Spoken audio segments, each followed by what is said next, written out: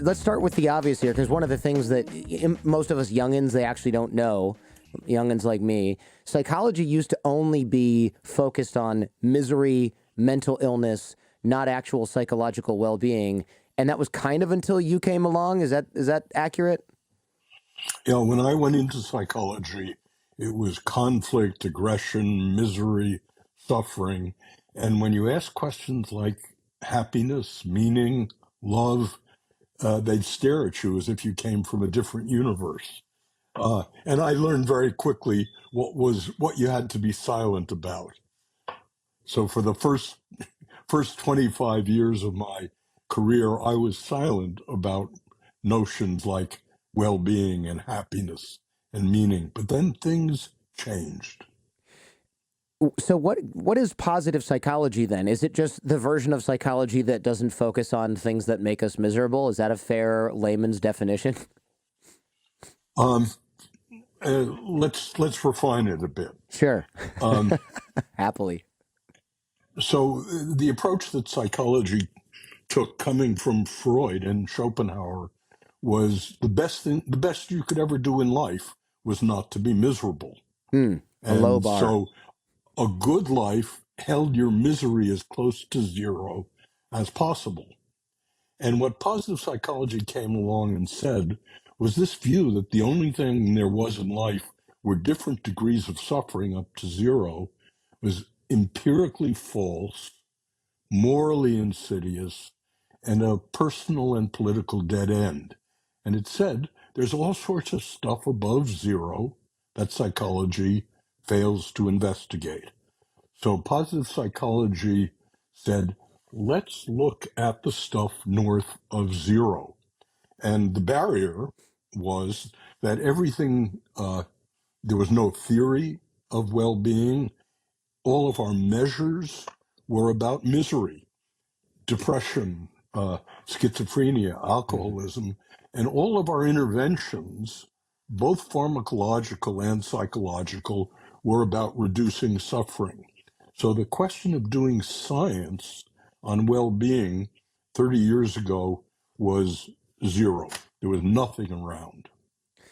It's crazy to me. I mean, just look, 30 years is a long time, but also it's not. It's kind of crazy to me that nobody thought, hey, man, we should probably be optimizing for happiness and well-being. Or was that just kind of like, this is the domain of religion and psychology is about what's wrong with this guy? Why is he talking to himself? It seems very cut and dry.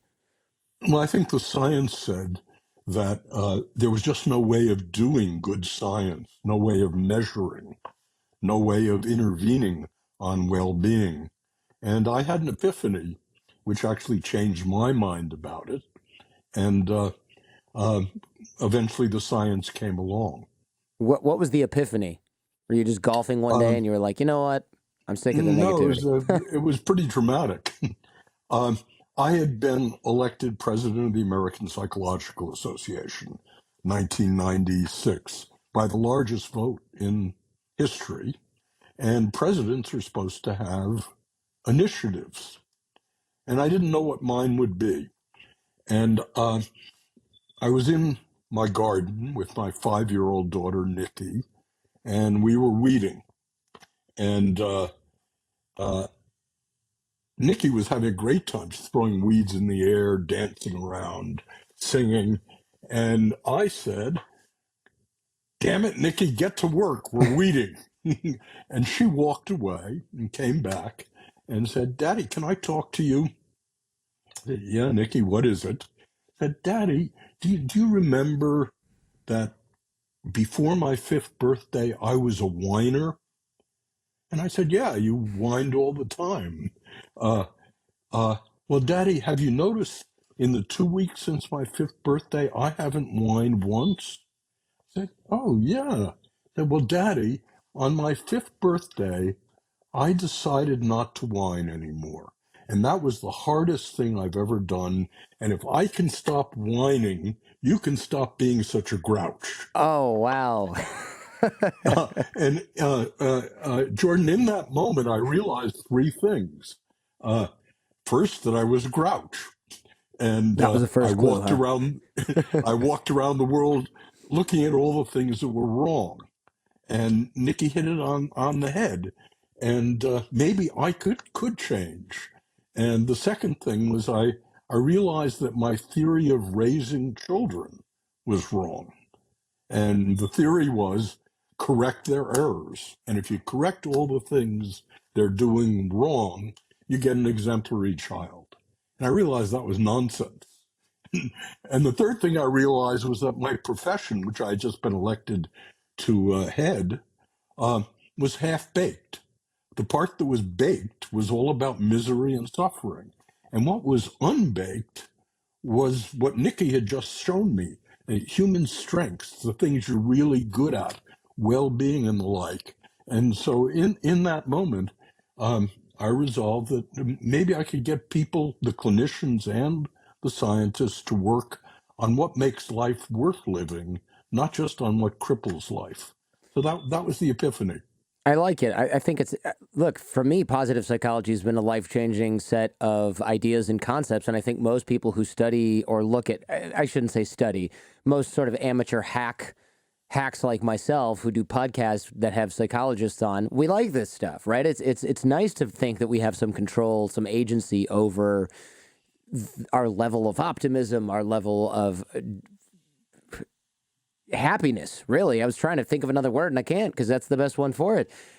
One of the many things you're world famous for is the concept of learned helplessness. And I think a lot of people have heard of this, but can you tell us a little bit about what this is? Yeah, and also I can tell you how it led to the epiphany of working on Sure. well-being. Yeah. So 55 years, 58 years ago, I was part of a group Who's that counting? uh, found that animals and then people, when they were confronted with events they couldn't do anything about, collapsed and didn't try anymore. Uh, and they showed all the symptoms that we now call depression. Uh, they're passive, they had cognitive deficits, they had sleep deficits, food didn't taste good, jokes weren't funny. And so I was working on a um, animal and human model of depression in an attempt to try to prevent it and cure it. Um, but there was a strange phenomenon which we kept trying to sweep under the rug. And it was that both with people and with animals, when we presented them, if we took people and we gave them inescapable noise, uh, and then the next day we put them in a situation in which all they had to do was to move their finger to turn off the noise, uh, the ones who had gotten inescapable noise didn't try. Interesting. But that was only true of 2/3 of them. 1/3 of the people, 1/3 of the animals, I could never make helpless. And so after about 10 years of working on helplessness, I said, hey, there's something really interesting here. And what is it about some people that makes them invulnerable to helplessness? And that was the next venture, and it was the venture that led to positive psychology intellectually in many ways. I know there's some military applications of this, which you've mentioned in some of your talks about PTSD and things like that that soldiers are experiencing. By the way, the noise thing, is that one reason why torture often involves using 24/7 loud music, lights? Does that remove the feeling of control and make people more pliable somehow, or is this a totally different concept? Um, I don't know a lot about torture, but what I read from the literature is they do all sorts of stuff uh, that could make you helpless. Uh, but let me go back, Jordan, and tell you what we found out about who never became Yeah, helpless. let's talk about that. So we found there was one factor that was determinative, and that was the way people interpreted the bad events that occurred to them. So optimists versus pessimists was key. Pessimistic people were people who, when a bad event like loud noise, getting fired from your job happened, uh, they construed it as the problem is going to last forever, it's permanent, It's pervasive. It's going to ruin everything in my life, and it's uncontrollable. Nothing I can do about it. These people, by the way, we found ways of measuring optimism and pessimism. The pessimists just collapsed instantaneously when Hmm. bad events occurred. Optimists, on the other hand, when a bad event occurs, uh, say to themselves, it's temporary, it's local, it's just this one situation, and I can do something about it. We found that the optimists did not become helpless. So the key to resilience, the key to invulnerability was uh, believing when bad events occurred, not going to last forever, it's temporary, it's just this one situation, and I can do something about it. Okay. So is it maybe people who rely on universal explanations for their failures, they give up when something creates a failure in one area. So if you, like you said, you get fired from your job and you're thinking, I'm a useless person. Nobody wants to be around me. I'm unemployable. And no, it probably affects their personal relationships. And then on the other hand, people who use specific causes, like I'm just not good at engineering semiconductors, but I'm perfectly good in my personal area. I'm a nice person. I could be good at another company, something along those lines. That's a more healthy or psychologically fit, optimistic way of looking at that same set of circumstances. Is that more or less correct? Exactly right. And it led to a breakthrough in psychotherapy because it said when you were dealing with depressed people who believed it's going to last forever, going to undermine everything I do, nothing I can do about it, your move was to get them to argue realistically against each of those pessimistic premises. And that is at the heart of what Beck and Ellis called the cognitive therapy Mm. of depression. And indeed, so these developments, along with cognitive therapy, led to a treatment for depression, which is now the treatment of choice for depression. That's interesting. So is that like logically arguing with yourself when your brain says we're worthless? You say, well, wait a minute. Let's localize this. Let's make it more specific. Let's think of other areas where this isn't true. Counterexamples, that those kinds of things. Yeah, and so when we were setting up Jordan for this show, the sound didn't work. Right. And so what did I think? I didn't think the show is over and Jordan and I are going to quit. What I thought was, hey, I've got headphones, I've got AirPods, and I know a whole lot of ways of adjusting them. Uh, I was so going to it's say you were surprisingly patient for somebody, let's just say somebody of your stature and, of course, age. Often, guys like my dad, not so patient with the technology. Yep, yep. And it leads to a notion, you mentioned the military applications that we found recently. Uh, it was my good fortune about 15 years ago to find myself with the chief of staff of the Army at the Pentagon uh, and George Casey. And he said to me, Dr. Seligman, suicide, drug abuse, divorce, PTSD. That's what we're stuck with in this war in Iraq and Afghanistan. What does positive psychology say about that? Uh, and I said, well, sir, um, when people, soldiers, confront bad events, you've just described the worst things that happen to them. But the reaction of human beings to bad events like combat is Gaussian. Uh, bell-shaped. And you've described the stuff on the left when people collapse. Well, the stuff on the middle is called resilient. And these are the soldiers who go through a hard time, uh, but a month or two later are back where they were, both physically and mentally. And then on the right-hand side of the curve is post-traumatic growth.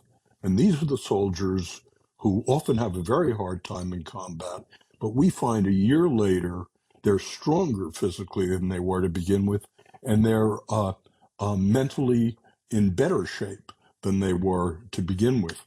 And so we began to ask the question, could we predict PTSD? And the findings were very surprising. So, along with General Rhonda Cornum, I became one of the custodians of the Department of Defense's database, both on PTSD and on exemplary performance. So we asked the question, could we predict who was going to get PTSD? And to do this, we had devised a questionnaire that every soldier takes the first day in the Army. And it asked questions about optimism and pessimism. Mhm. And most importantly, it asked questions about the worst kind of pessimism, which is catastrophization. And these are people who immediately, when a bad event occurs, go to the most extreme. Everything's going to unravel. Everything's going to fall apart. So that was the background. And then uh, we followed all the soldiers, not just a sample, but all of them who were deployed to Iraq and Afghanistan over the next 5 years, 77,000 soldiers. And we found that about 3,500 came down with PTSD. So we asked, could you predict it from day one? And the answer was yes. There were two things that predicted PTSD. First was high combat stress, and secondly was being a catastrophizer. So if you're both a catastrophizer and you're in severe combat, you're almost 4 times as likely to come down with PTSD. I would not be good in that situation because I routinely, my wife will be like, why are you so upset about this? And I'm like, well, if this happens, this could happen and this could happen and this could happen. And then ... the FBI is going to come and arrest me while I'm in front of the kids and take me to prison. And she's like, and I'm almost not exaggerating. You know, I am a little, but it's pretty bad. But it's strange because it's only in certain circumstances. Other things that I think a lot of people would get upset about, I just don't care because I almost have, I don't know if this is good or bad. I realize I have absolutely no control over it, so I just try to forget about it, like the economy. Well, this led to a new treatment, which actually you probably should have. I did it on myself because I was a catastrophizer. And here's what we do. It's called putting it in perspective. And so we ask people, I'll take an Army example. You're on a night walk, you're leading a night walk. You come back to the fort at midnight, and one of your men is missing. What do you think? And we asked them, what's the worst thing that could happen? That's what you and I would be attracted to. Well, he's dead, and I am in trouble. Okay, so we have people talk about the most catastrophic interpretation. And we say, okay, what's the best thing that could happen? And they say, well, maybe his radio is dead and he'll be back in 5 minutes. Right. He's taking a leak behind a And tree then and we we just don't say, see him. Yeah. You've looked at the worst, you've looked at the best. Now, what's the most likely? Yeah. I And do what this can you sometimes. do about it? Not nearly enough. And what a soldier, when they learn this, will say, well, he may have broken his leg, and that's bad. And what we'll have to do is I'll take 3 of my guys and we'll go retrace our steps and we'll find him. So in the same way as in cognitive therapy, we teach people to marshal realistic evidence against their worst interpretations. Treat the voice that's saying, I'm unlovable, as someone who's trying to make your life miserable and argue against it. And that's the key both to cognitive therapy for depression and in many ways to positive psychotherapy. Does this also work, the pessimism and optimism thing where you mentioned specific causes, does that also work in the inverse? So are there people who experience good things and they're pessimistic? You've met these people, right? They experience something good, but they're so pessimistic that they say, well, yeah, I might have gotten this job, but that's because they don't know that I'm super unqualified. I just come across really well in interviews, but once they get to know me, then I'm screwed, right? And they'll credit they'll credit a fluke, whereas I think optimistic people will say, no, I'm qualified for the job. Of course, that's why they hired me. Yeah. So pessimism on the bad side, we talked about. Pessimism on the good side of life is exactly what you said. And these are people who, when they succeed, don't get on a roll. And the reason they don't get on a roll is they're saying to themselves, it's just a fluke, just this one situation. And due to external circumstances, not to talents that I have. So the dyed in the world pessimist has catastrophization, both about bad events and about good events. So it seems like ideally, and this is where I'm trying to put it into a practical package here. Ideally, we find universal causes for good things and specific causes for bad things. Is that the recipe? Is that Yeah. the So idea? on the good side of life, what an optimist should do is find permanent causes of the good things, pervasive universal causes, and personal ones that they do themselves. On the bad side of life, you want to find the temporary cause of the bad event, the local cause of the bad event, and the causes that you can do something about. That's really interesting, and I think that's really powerful. The trick, of course, is doing it in the moment, but I think even having the recipe is probably very useful because you build it over, you practice this, I assume. That's the idea. Yeah, and we have techniques for going from having to think about it to it becoming rapid fire and automatic. And when you do that, we find that it markedly treats depression. That's phenomenal. Where would people get these techniques if they want to learn more? Is this a kind of a go see a cognitive behavioral therapist? Well, no, they're quite accessible. This is not something. This is so. Gabriella Kellerman and I just last month published a book called Tomorrowmind, which is about the workplace, and it's about catastrophizing in the workplace and what can you do if you're a catastrophizer in the workplace, and more important, from the positive psychology, what kind of mindset produces exemplary job performance.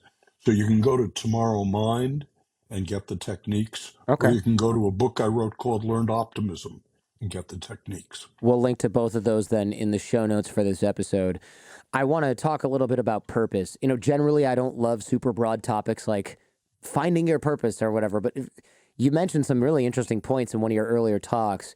And you'd said that, and I think also in the book, Authentic Happiness, foraging is the type of jobs that humans were best suited for originally. And I'm paraphrasing here. Obviously, we've moved quite far away from this.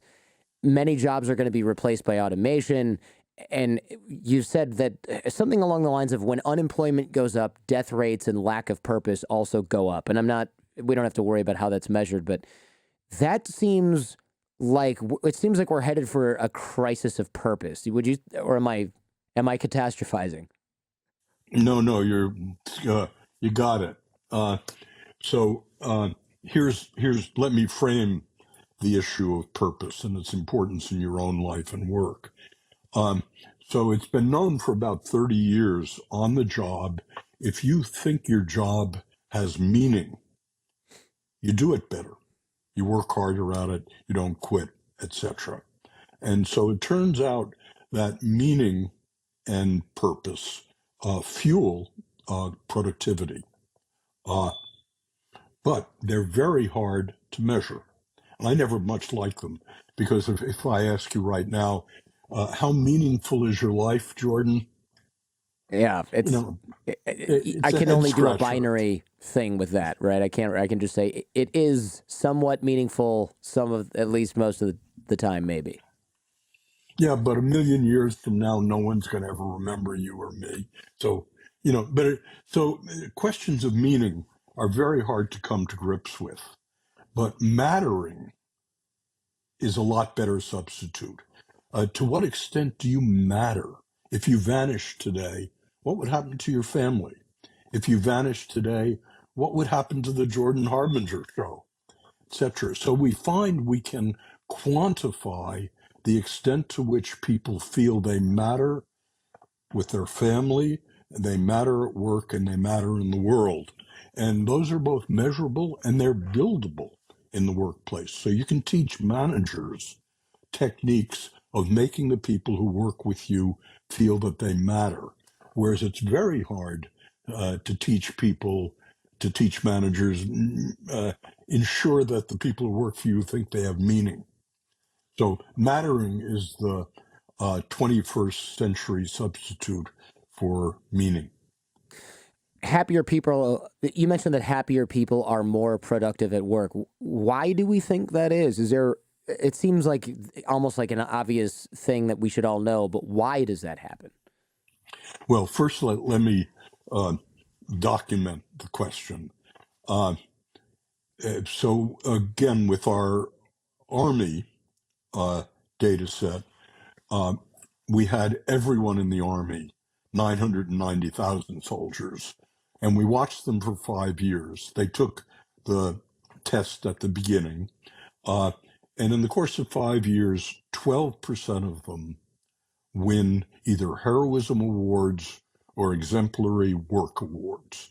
So the question was, could we predict from day one who's going to win a heroism award? Who's going to win an exemplary work award? And the answer was we could, and robustly so.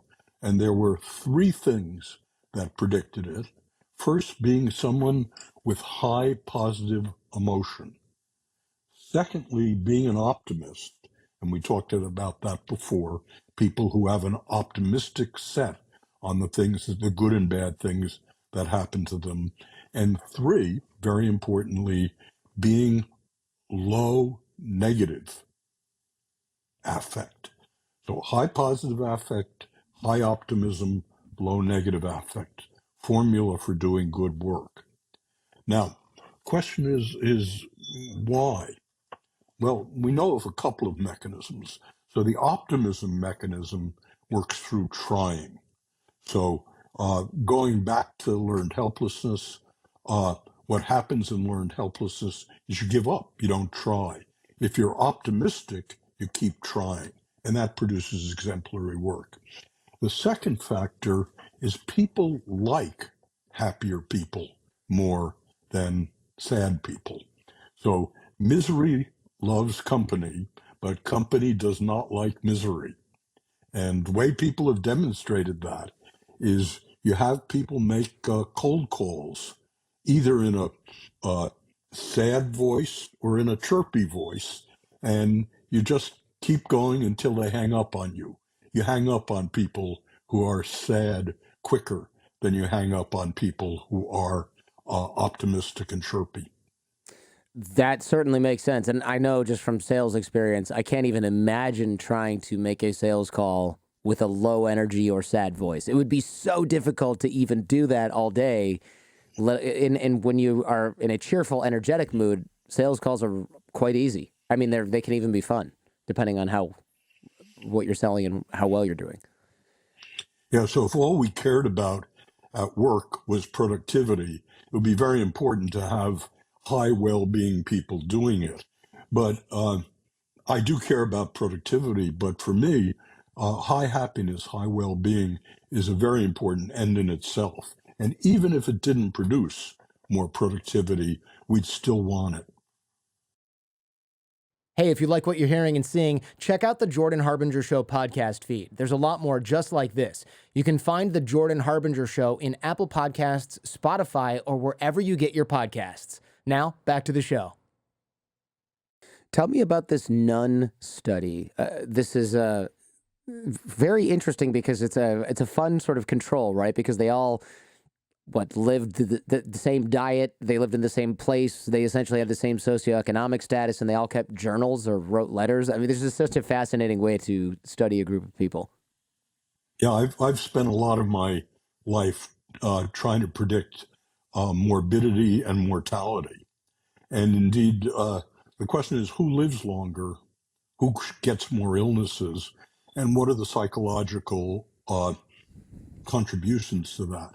So it had been known for a long time that people who live in Nevada die sooner than people who live in Utah. Well, Okay. why? Well, is it because people in Las Vegas stay up all night and drink? That might be part Is of it it. Is it because Utah has more doctors? The problem about the whole literature was that there were a huge number of confounds between people who live long and people who don't. So Dr. Keltner said, well, there's one group that gets the same medical care, the same food, they have the same religious beliefs, and that's nuns. And so it turned out in the 1930s, the bishop asked a group of about 100 nuns to write essays on why they took their novitiate. And Keltner then examined the essays, asking who lives and who dies. So the crucial variable he found was those nuns who, as novices, used positive emotion words like "I'm eager to serve Jesus," live for about 15 years longer on average than nuns who are just deadpan, who use no positive emotion words. So that literature has since become much more refined. And indeed, optimistic people, people with high positive emotion, live between 6 and 8 years longer than pessimists. So being in the bottom quartile of pessimism is roughly equivalent to smoking 3 packs of cigarettes a day. 3 packs. That's a lot of cigarettes. Yeah, a lot of cigarettes. That's the crazy amount of cigarettes. The idea that you could, there was another experiment. I don't know if you ran this one or if it was just something you wrote about in the book, but the yearbook photos with the women's smiles and what that told us about their lives decades on. Can you speak to this a little? Yeah, this Mills College, I think, Dr. Keltner did this. He took the freshman yearbook photos of women at Mills College, and he had, there are 2 kinds of smiles. There's a forced smile, and there's a Duchenne smile, which is done, you can read it by the muscles under the eyes. So he categorized the photographic smiles, the Duchenne smilers versus the non-Duchenne smilers. And then they phoned those women up 20 years later, and they asked them about their lives. And they found the women who had the Duchenne smiles had longer marriages and fewer divorces. And it seems like a leap to say, well, it was just the smile and we can read into this. And yet there was obviously a scientific correlation. Correlation here. So the Duchenne smile is probably a correlate of optimism, joie de vivre, high positive emotion, and maybe low negative emotion.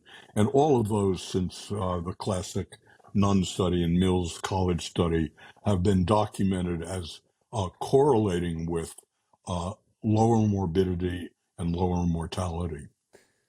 So smile with your eyes, folks. It could save your life, or at least your marriage. One more wrinkle on this, Jordan. Yeah, that's there's causation. Some specificity to this. So optimism is not an emotional state. Optimism is a cognitive state about the future and how it's going to turn out.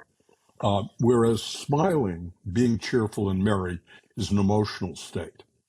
So in the literature on cardiovascular death, large studies now, optimism predicts longer life and lower cardiovascular death. But being jolly and merry have no prediction about cardiovascular morbidity or mortality. On the other hand, just coming out of COVID, the opposite occurs with infectious illness.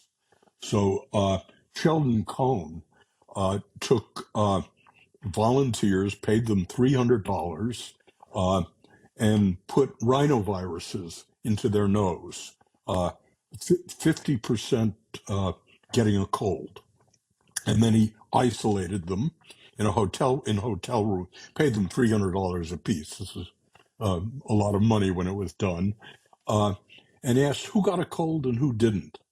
Well, it turned out optimism and pessimism had no predictive power over who gets a cold. But being jolly and merry and smiling a lot, only 25% of those people got colds, whereas 75% of the people who didn't laugh, smile, and weren't merry got colds. So emotion seems to modulate infectious illness, but not cardiovascular illness. Optimism seems to modulate cardiovascular susceptibility, but uh, being jolly and merry do not. So there's specificity of emotion here. Interesting. So ideally, we are optimistic in the way that we look at problems and situations, and merry and fun at parties, because then we not only won't get sick, but maybe we'll actually live longer and save our marriage. So the worst combination is going to be, And those were the 12% uh-huh. who won exemplary work awards, the combination of high positive emotion and high optimism. So the worst combination is then somebody who looks at problems in a pessimistic way and is also a Debbie Downer. That person's getting sick and suffering all the consequences that come from pessimism. That's So it pays captures to, the data. it pays to pay attention to this stuff then, because it really does seem to affect your quality of your, not only your quality of life, quality of your marriage, the length of your life. Don't optimistic people live slightly longer, or is that something I made up? No, Okay. optimistic people live between 6 and 8 years longer than Wow. pessimistic people, and that's controlling for blood pressure, heart rate, weight, genetics, and the like. So optimism and pessimism is a 6 to 8 year difference in lifespan. Well, no wonder you were in such a good mood despite the Bluetooth issues. Well, importantly, Jordan, you're not stuck with these things. These turn out to be malleable, and there are ways of changing these things. And that's what gives me a lot of hope about individual future, about therapy and coaching, and about the workplace. I was a bit surprised and happy to find out that kindness actually makes us happier than pleasurable experiences. So the effect of doing something kind turns out it lasts longer than the effect of doing something we actually think we enjoy doing, such as going to see a movie or playing a game, or seeing your grandkid, which I think might be right behind you. Yeah, when I first started doing experiments on doing a kind act, my grandson Yeah, just appeared. Hi, and it's out. Danny. Our Hi. first grandson. Hey, enjoy it. It'll make you live longer, maybe. I'd assign my students, and one of the nice things about teaching positive psychology is you can actually assign your students to do things that might make them happier. Whereas I taught abnormal psychology for 25 years, and I couldn't assign my students to drink themselves into unconsciousness and to do pathologies. You So didn't I need to. assigned my So I assign my students next week, I want you to do something pleasurable and I want you to do something kind and write it up. And the students came back, pleasurable things, going to the movies, masturbating and the like, and doing kind acts, helping people. And after one student reported on that when he did something pleasurable, when it was over, it was over. But when he did something kind, the whole day went better. And he said, I was surprised to find out that doing kind things was better than shopping. It turns out we're wired, our hedonic system is wired to help others. And indeed, I'm often asked by depressed people, what's the one thing that I could do right now to make me feel better? And if you're listening to this show, here it is. Turn off the show, go out and No. find someone, go out and find someone who needs your help and help them. I mean, I approve of that message. I mean, maybe don't turn off the show and do it. Do it after the show. But, whatever. Either way, go help somebody. Um, I think that I love that that's true, because that shows you, I mean, it's always within almost anybody's control to go out and start volunteering and helping people. It's harder to find activities that make you feel good, that are also free, that aren't just putting you back on the hedonic treadmill, right? You can only go see so many movies. You can only indulge your online shopping addiction so much. You can only, you gave the idea of masturbation so much. I mean, there's a limit to these things, right? But volunteering at an orphanage and then doing it again in Mexico and then help volunteering at a homeless shelter. I mean, there's an infinite number of places that would love to have your help even for a few hours a week.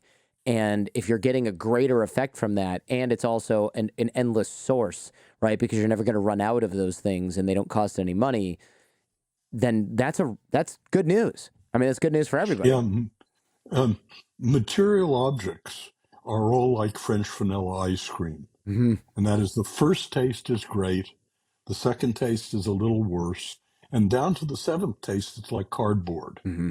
But helping people's not like that. I was actually going to give the ice cream example. For me, the first two bites of chocolate, they're great. The rest of it, it's just increasingly more disgusting until I go, what am I doing? And I put the carton back into the freezer. So I that's a great analogy. I wish I'd thought of that in the moment. Eh, Let's talk a little bit about depressive realism. I've heard that depressed people can more accurately predict the degree of control they have over things, even though they're less optimistic. So, why would less optimism result in more accurate evaluations and predictions? Well, let me catch you up with this very controversial literature. So, when this literature started out, two students of mine, Lauren Alloy and Lynn Abramson, took depressed and non-depressed people, and they put them in a situation in which they had a button to press and there was a green light. And uh,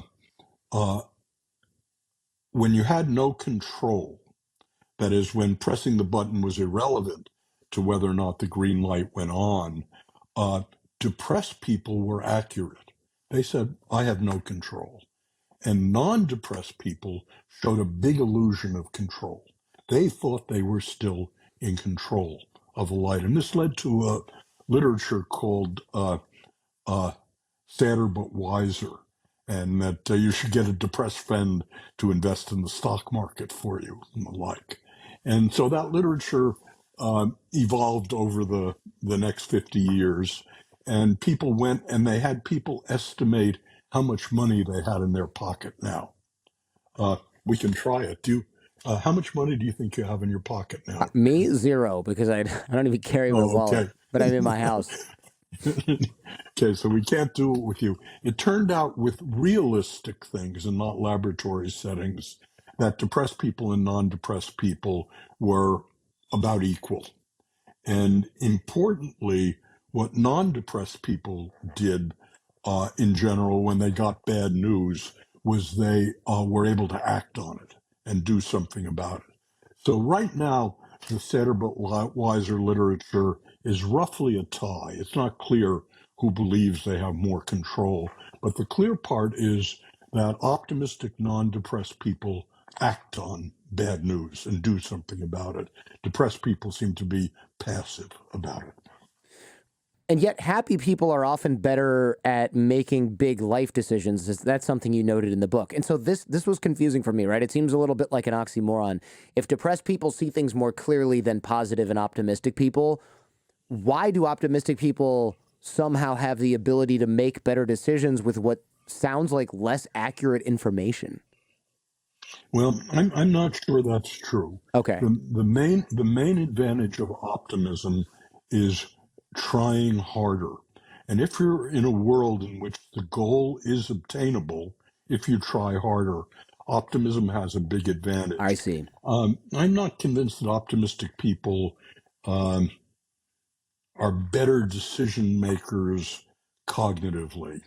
I'm just trying to think if there's anything in the literature that would convince me of that. For me, the main effect of optimism is innovation and trying. When you believe you have agency, you go ahead and do it. When you believe you're helpless, the gods do it all, it's all destiny or fate, you don't try. That's so interesting. I see this talk online. I was on Reddit, which is a social media kind of site where people have these sometimes deep discussions, sometimes nonsense. And I noticed that whenever there are just discussions, let's say about Elon Musk, some news discussion, some people will say, wow, he's acting like a real knucklehead, but look what he's doing for space. Look what he's doing for electronic vehicles, blah, blah, blah. And inevitably, there's another comment thread that says something like, look at these rich people. They can just do whatever they want. The rest of us are peons. We're never going to do X, Y, Z or accomplish anything great because the system is against us and it's totally unfair. Eat the rich. And it's just like, you can just sort of tell what kind of person the person who says, well, Elon's being a jerk, but look at space and all the exciting thing, and what kind of person the other guy is who says, well, I can never get out of the hole that I'm in financially because of guys like Elon Musk. And you can just tell what these two personalities are like based on just those few sentences they've written on the internet. And they're self-fulfilling. Sure. And so, to the extent you believe it's the system, it's my race, my gender that's caused my failure, those things you can't change and you don't try. But to the extent you believe in your own agency, you try. So, optimists do better in life. They do better at work. They live longer, probably because they try. Pessimistic people do worse at work. They die sooner, and it's probably because they don't take action. Yeah, that's interesting, and of course I would imagine when you talk about this, things can get controversial pretty quickly because there's a large group of folks, seemingly anyway, that don't want to that they're almost allergic to agency, right? When you start to say, well, it depends on your level of agency, they say, how dare you? You just don't understand how hard it is for this group or this type of situation, this set of circumstances. Do you get sort of in trouble when you go down that path Yeah. sometimes? Well, no, I understand that very well because there are two opposing benefits. So the benefit of being, if you fail, if you do something badly, of saying it's the system, is your self-esteem is preserved. It's not you. You feel better about yourself. The disadvantage is you don't try. Uh, on the other hand, if you believe it's up to you, and you fail, you blame yourself. You don't feel good about yourself, but you're more likely to succeed because you try. So there are two psychological forces fighting against one another here. On the whole, I come out in favor of optimism as opposed to pessimism because how you feel about yourself, not a good thing, involved in depression, but in the trajectory of life, how much you try and how much you actually do, I think is more important to a good life than how you feel about yourself. On that same token, I was wondering about the health. You mentioned that happy people, there's some sort of overlap in the Venn diagram here that's significant. Does it matter how healthy we actually are, or does it matter how healthy we think we are? Kind of your money example. I mean, obviously, if you have a disease, you can't just outthink it. But I'm wondering, does the perception of our health matter more than our actual level of health when we're talking about being happy and You know, healthy?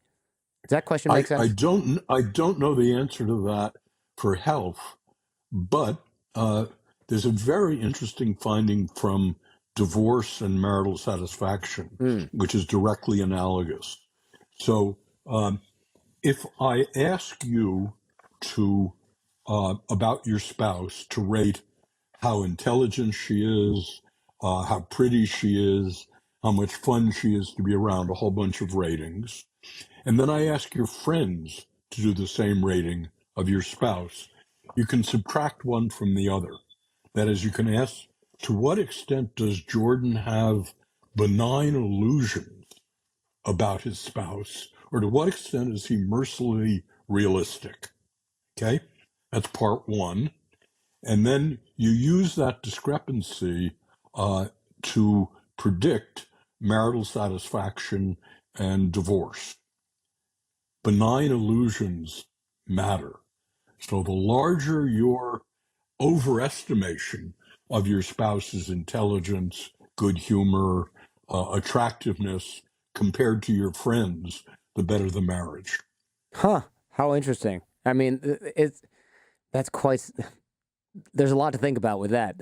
That's for sure. I'm trying Well, not to get myself in trouble. actually, the mechanism is probably that your spouse tries to live up to it. You gave speaking of which, you gave a marriage tip or a relationship tip, and I want to find it in my notes if I even wrote about it. It was something along the lines of how you can enjoy something. You can help another person in a relationship with you. It's what is active constructive feedback? Was that what it was? Active constructive Yeah, something. Tell us yeah. about this because I think this sounds so powerful, and I wanted to try it with my wife, but I was waiting to get an explanation from you on exactly how to do it. Okay, well, first let me tell you about marriage and sexual counseling. So when we teach sex and marriage, uh, essentially what we try to do is to get couples to uh, fight better, more constructively. Basically, in traditional marital therapy, you're trying to take insufferable marriages and make them barely tolerable. Uh, Not my idea of therapy. So about 10 years ago, there was a group of positive marital therapists who, instead of looking at how people fought, asked, how do couples celebrate together? And so what they did was they looked at when your spouse comes to you with a good event, what do you say? And let me illustrate what matters here. Uh, there's a 2x2. Here's the abstraction: active, passive, constructive, destructive. So my drill sergeants, for example, when their spouse comes to them with a victory, uh, uh, say uh, active, destructive. Uh, you know how much that's going to cost us? Yeah. Uh, uh, Passive destructive is what's for lunch. Uh, uh, Passive constructive is congratulations, dear, you deserve it. But active constructive is the only thing that works. And here's how it works. So I'll illustrate it with Mandy, who just went by. So Mandy's an amateur photographer. And a couple of years ago, she came downstairs and said, Marty, I just got a call from the editor of Black and White magazine. Uh, I won at first place in Black and White's contest. Is that a I mean, writing it's a magazine? great thing. Yeah, that's the leading black and white photographic Or magazine. photos? And the people she was competing against are the Pulitzer Prize winning photographers and things. Uh, Now, if I hadn't read the marital literature, I would have said, congratulations, dear, you deserve it. Or even worse, I might have said, you know how much that award's going to put in our tax bracket? Yeah. Uh, Yeah. yeah. It's about time But you won what I something. what I did was active constructive. Active constructive begins by showing your spouse first that you know something non-trivial about the victory. So I said, Mandy, was it the picture of the swan that you took at Blenheim that won? And she said, yeah, it was. And I said, well, that's the best picture of a bird I've ever seen. So I began by showing her that I knew what this award was about. By the way, active constructive takes a lot more time Yeah, it's a than you lot of work. deserve it. Then the important thing was to put Mandy in touch with what had just happened. So I said, Mandy, where were you when the editor called you? And she described it to me. Now, verbatim, what exactly did he say? And she went through it verbatim. And then I said, Mandy, what do you think it is about your photography that could have made you win over these New York Times photographers? And she said, well, I'm very good with gray, with nuances of gray. And then I said, well, how can you use that to teach the kids photography and drawing better? And then I said, let's open that bottle of Dom Perignon that's been sitting for 3 years in the refrigerator. Uh, so it turns out when people do this, uh, uh, commitment goes up, love goes up, sex gets better, and divorce goes down. Uh, Active construct is a very important positive psychology technique. Definitely something I think we want to apply. So, are you essentially you're helping them recreate the experience in their mind while associating it with you, almost? As opposed to in our modest society letting success just wash off like water off a duck's back. Very important to savor, relive your successes as opposed to just go on to the next issue. What decides our initial base level of happiness? You mentioned a few things. We talked about the hedonic treadmill. You mentioned in the book the genetic steersman, the set range. I'd like to talk a little bit about that because I think I was on the fence, right? Because I don't want people to think, oh, well, I was born a cranky pessimist and there's nothing I can do about it. So the genetic steersman wins. I would like to Yeah, sort of unpack these a little bit. really important. But let's separate I was born an unhappy pessimist from Okay. there's nothing I could do about it. Okay. So first, let me go through the data, and then we'll tell you what you can do about it. So every year in Twinsburg, Ohio, there's a twins convention. Okay. 10,000 twins show up. So researchers like me go to Twinsburg, and we give questionnaires to the twins. And the upshot of this is if you look at identical versus fraternal twins, you can estimate heritability. So identical twins share all their genes. Fraternal twins are just like brothers and sisters, 50% comparison. And then you can ask the concordance of a trait like optimism or happiness between identicals and fraternals. And the difference in the concordance is the way you quantify genetic heritability. Got it so far? Yeah, I think so. Okay, so okay, so it turns out that almost every psychological personality trait we care about is about 50% heritable. Identicals are much more similar than fraternals. Um, so, indeed, happiness and optimism, positive affectivity, uh, negative being a negative person are about 50% heritable. Okay, should you conclude from that, I'm stuck with it, and there's nothing I can do about it? And the answer is no, not at all. In fact, a lot of what psychologists do these days is to work on traits like optimism that are 50% heritable and change them. And so by teaching pessimistic people to argue against their most pessimistic thoughts, you can permanently change it. And a good example of this is alcoholism. Uh, so if both your father and mother are alcoholic, there's a 75% chance you'll be alcoholic in the statistics.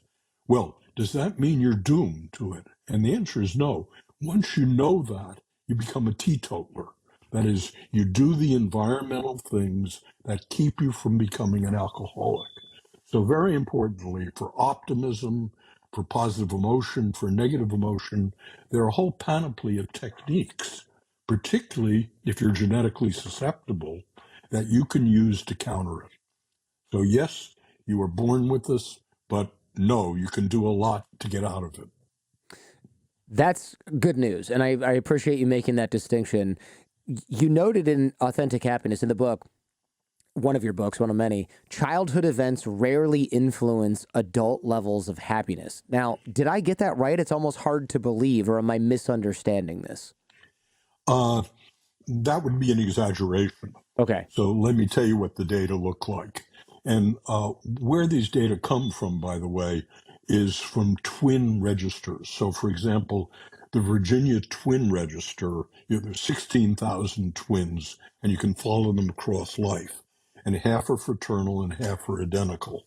And the reason that's important is if you're interested in predicting adult depression, you can ask to what extent is it genetic? To what extent was it early childhood events?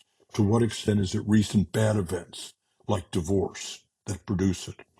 So it turns out when you quantify adult depression, uh, genetics is a big effect, about a 50% heritability. Uh, Childhood events have some effect, but not nearly as much effect as recent events. So, a divorce is a much better predictor of subsequent depression than childhood abuse. So, just to say it, genetics is the big thing, recent bad events is the next biggest thing, and childhood events come in at least a poor third. Also good news, right? Because I think a lot of folks who think, okay, I was born this way and I had a troubled childhood, which way is which, we can really, again, Yeah, take agency. childhood is overrated. Yeah. That's for most of us, that's good news. Or for many of us, that's good news. Maybe not most. Um, I know you've got to run soon, but I'm curious. We spoke earlier about the hedonic treadmill and habituation, and why ice cream starts to taste horrible after a few bites.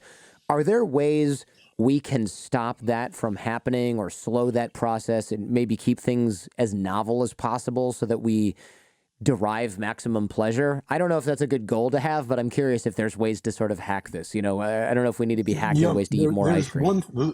the single biggest enhancer of hedonic pleasure is a partner, to do it with someone else. Uh, I don't know if that'll help the ice cream very much, but for things like how much you like to movie, uh, Yeah. going with someone I thought you were markedly going somewhere enhances else with that, pleasure. but yeah, I got what you're saying. Yeah. Yeah, seeing a movie in air quotes is certainly better with a partner. I can tell you that from years of experience seeing movies myself. um, what about are there? Notice that we almost never laugh by ourselves. Yeah, That's a we were really both good just point. laughing now, and that's because we're looking at each other and talking together. That's a good point. Yeah, like laughing out loud at something on the internet is almost an annual experience, right? Doing that alone, sitting by myself, looking at my phone. But when you're with people and they show you a video, that video is 100 times funnier than it would be, or at least shows up physically in my A lot body. of the a lot of the pleasure system is social. Huh. Well, isn't that something? I appreciate that. There seem to be.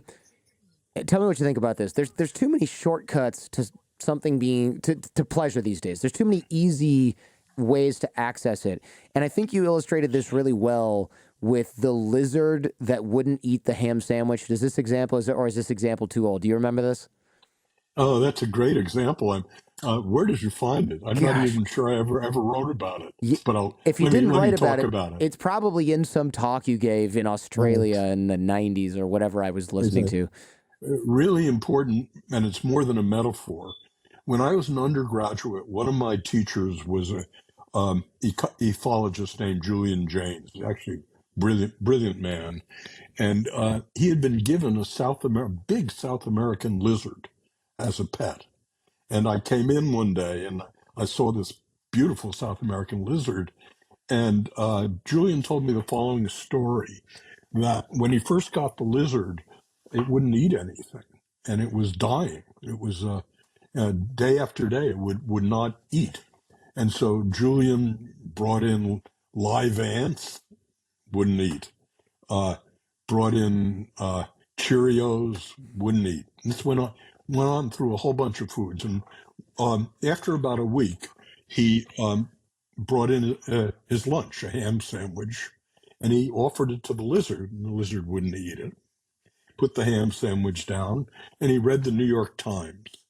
And after he finished the first section, he put the New York Times down on top of the ham sandwich. The lizard looked at this configuration, got up, leapt on the New York Times, shredded the New York Times, and ate the ham sandwich.